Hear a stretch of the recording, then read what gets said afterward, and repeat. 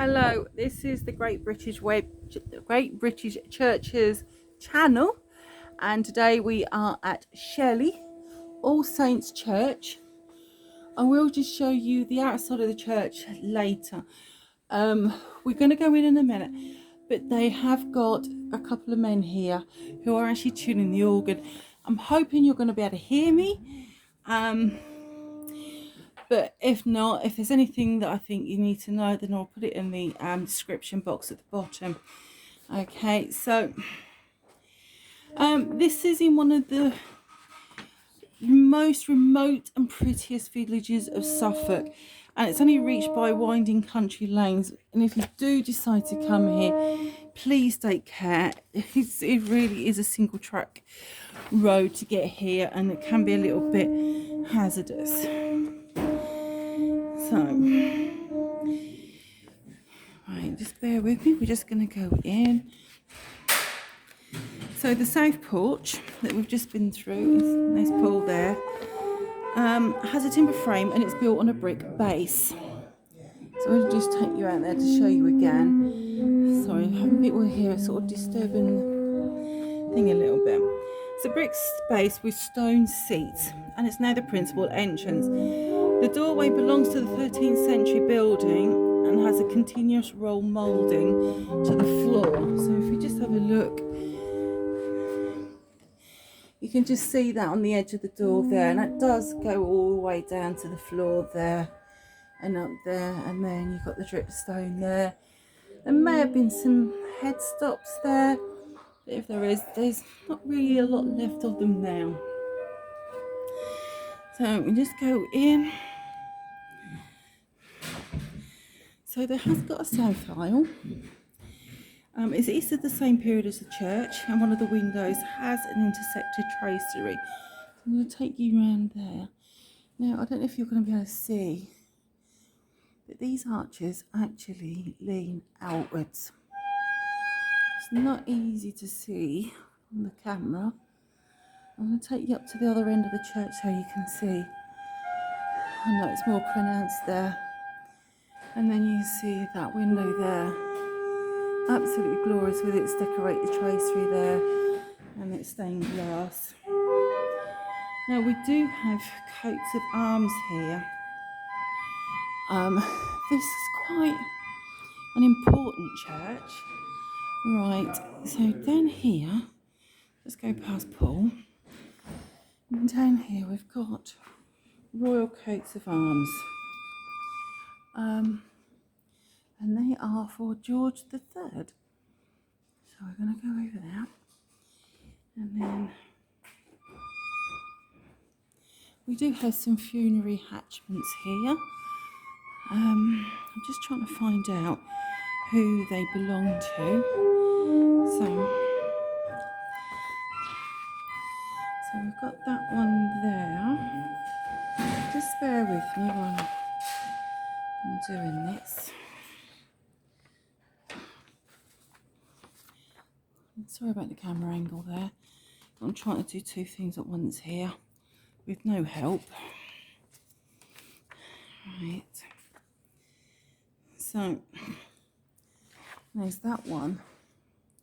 I don't know which one is which, but there's one for Mary Kerridge, and the other one is Thomas Kerridge, that one there. He died in 1743. So that's those there. I do apologise about the organ. We've not picked a very good day today, have we? So we're just going to make our way in. Oh, sorry about that, I nearly dropped it. So like I said, we've got the south aisle there, we've got the coats of arms, but this is also, like I say, a memorial church for the Tilney family. And this is a tomb that was made by Philip Tilney. And it says down there, it's in remembrance of his duty for his dear mother, their Dame Margaret, the wife of Frederick Tilney, Esquire, who had issue by Sir Thomas Tilney, who died without issue, and the above named Philip Tilney, who by Anne, daughter of Framlingham of Debenham, had issue, Charles, who died without issue. So this is 1598. Yeah, this was done in 1598. I'm just going to take you over. You can see her face. Unfortunately, she is missing her nose and her fingers, but she's been here a very long time, so I think we can forgive her. She's actually very, very tiny. What is she, about 4 foot long? 4.5 foot. Yeah, she is. She's so diminutive. It's unreal. You can see where the tomb would have had a canopy of alabaster or something over there, because you've got those bits that have been cut down. cut off, and that would have been I think the tomb's below. Yeah. Right, so I'm just going to make our way up here into the chancel. So we've got some pews here, and we've got some griffins on the end of the pews with the Tilney coats of arms there. And obviously we've got the poppy head decorations as well. There's another griffin here with another set of arms there. And then we've got some more coats of arms up here. Beyond that curtain is the vestry, and it is such a shame that we can't get in there, because that is where the tomb for Sir Philip Tilney is located, but we can't get in there. It was originally a chapel, and when we go outside, I'll take you around there and you can see that. But we've got some linen fold panelling there that came from another part of the church. So you just see that all the way around there, and then that beautiful carved one up there. And you've got more panelling there. There's even a tiny section there. It's obviously patched something up there. It's absolutely amazing. And you can see on this one here, there is like hinge marks of some sort. So this is a good indication that this is not where it was designed to be. It's also been cut down there. There's no frame there. So it's obviously been moved from somewhere else.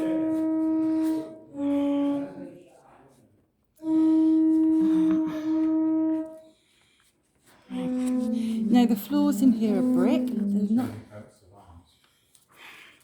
They're brick. They're not really been changed in any way. They are original. The benches are 19th century. And you can see that here. You can see it's not a very big church at all. I'm not sure. I don't know if you can see. We measured it as 55 feet end to end. Paul seems to think that we measured it was 55 feet end to end. I don't know if you can see the top of those arches there are actually leaning outwards. And behind here, I believe we have a priest's door. It'd be helpful if someone could help. But there we go, we've got the priest's door there. And that's probably about 5.5 foot tall, so they weren't very big in the day. And over here we've got a piscina. It's very simply built, so it could be original to the church. We've got that, and then we've got a sedilla here, another stone seat. And I just love that it's so simple, it's beautiful. We've obviously got a new window. This is like a Norman casement window originally, but we've got a new one in there. And I don't know if you can see the date in that big pane of glass. I think someone's murdering the organ. There is a date on there of 2000 AD. So that's quite nice. It's quite simple in its style. It's lovely.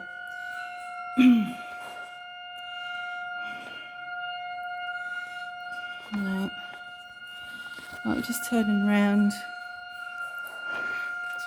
to to show you the rest of the church. I do apologise about the catwalk. Freemasonry symbols in this church. I've noticed that. If you look at this memorial on the wall, it's got a Freemason's mark on the top of it, as has the coats of arms of the Tilney family. Yeah. And it's here as well. Yeah. It is an amazing little church. It really is. Little gem. Just goes with manorial estate. Yeah, it is. It's a beautiful, beautiful church. Right, I think, to be honest, we've seen as much as we can see in here. There isn't a lot more else to show you. The font itself, I would imagine, has been replaced. Yeah.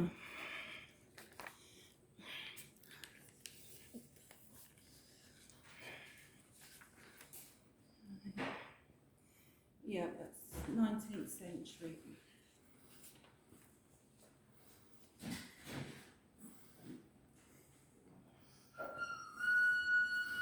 But we have a roll of honour. As with most churches in this country, in fact, try and find one that hasn't will be difficult. But this is a roll of honour of the people who've fallen, the men of the village, in the First and Second World Wars. In fact, there's a nice story over the over here of one local chap. If you can read it, just use the three dots, stop and pause. But this is a local man who was involved in the D-Day landings. Let's go outside. Beautiful porch. Look at the timbers in there. It's just amazing.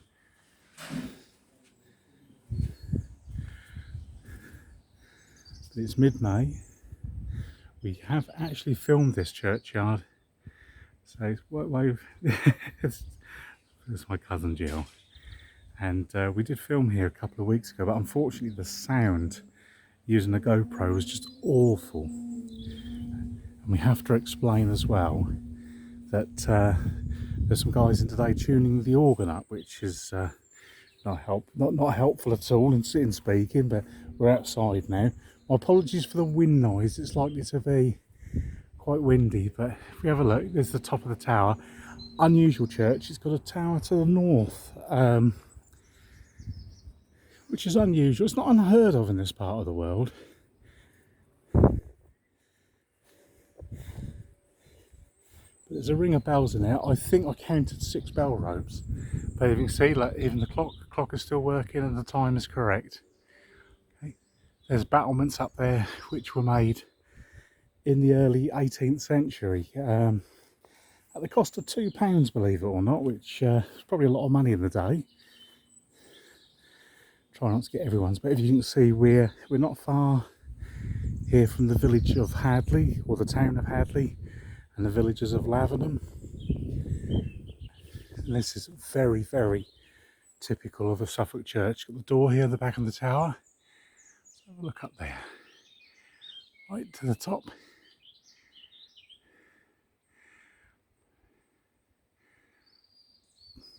Beautiful flint work.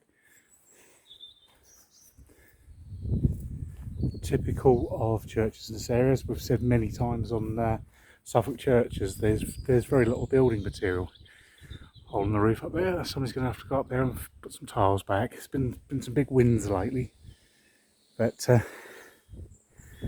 here is the 15th century, or it might be 16th century chapel built as a private chapel off of the church for the Tilney family. The Tilneys, they owned the big house nearby. If you can look up there on those bricks, this is quite early Tudor brick. If you have a look, even there's very little stone in it. Even the window frames are made of brick. But there's a coat of arms for the Tilneys. Let's have a walk around the other side. Who could be anywhere else in the world at this time of year? This is beautiful. Look at that. Probably built at about the same time as sort of Hampton Court. This is quite early Tudor brick. Of course, Cardinal Wolsey, Henry VIII's right hand man, came from just up the road at Ipswich.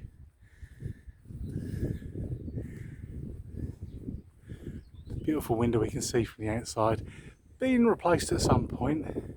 That stone's a bit fresh, but stone wears out, things weather, as you can see from the headstones. Some of these are very old. Let's have a look at this one.